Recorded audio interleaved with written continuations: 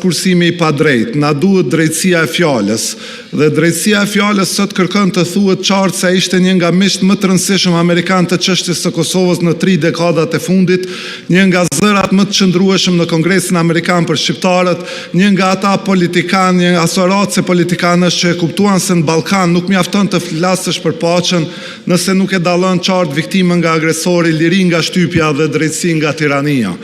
Populli ynë dhe përfaqësuesit e tij të zgjedhur në këtë kuvend sot e nderojmë një njeri që në periudhën më të errët të historisë sonë kuptoi Kosovën më qartë se shumë kush tjetër përgjatë tërë shekullit 20, më të trazuarit të shqiptarëve përbotësisht.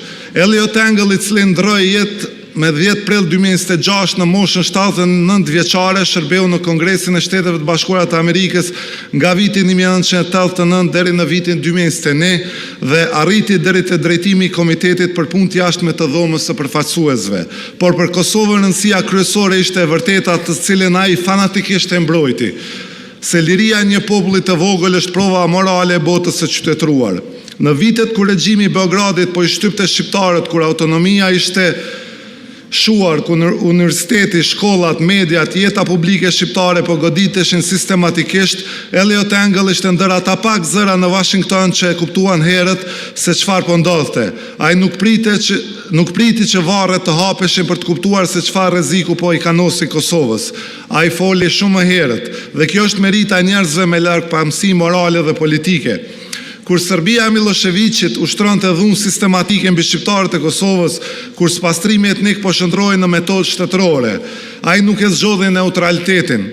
Ai nuk u fsheh pas formulave birokratike.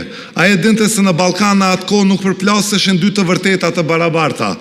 Ai e dinte se në Ballkan po ballafaqoheshin dhuna dhe dinjiteti, makineria e një regjimi dhe drejta e një populli për të jetuar I lirë. Kjo është një merit që duhet theksuar.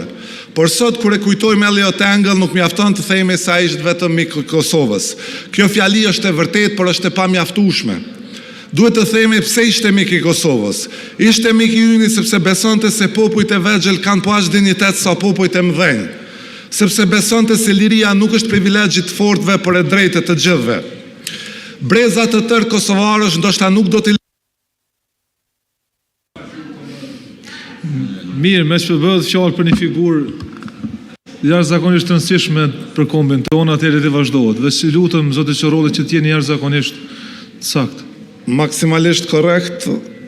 Ai, zoti Engel nuk u mjaftua zakonisht me ndjeshmëri dhe gjithashtu bëri përpjekje kolosale bashkë me administratën e presidentit Clinton që të mos e trajtonte Kosovën si mbetje të një marrëveshje të paplotë.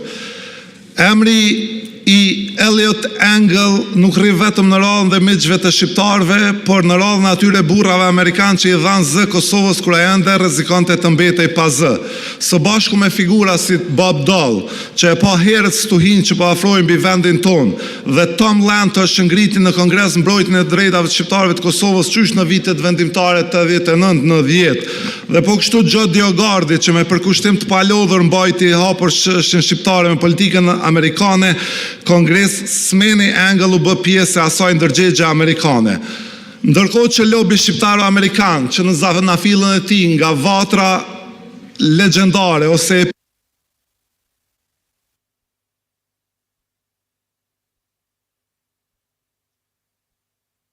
Faleminderit shumë. Gjithsesi nuk e pakon as pak peshën që ka pas ka figurë me 10 sekonda mongu fjalimit. Faleminderit shumë.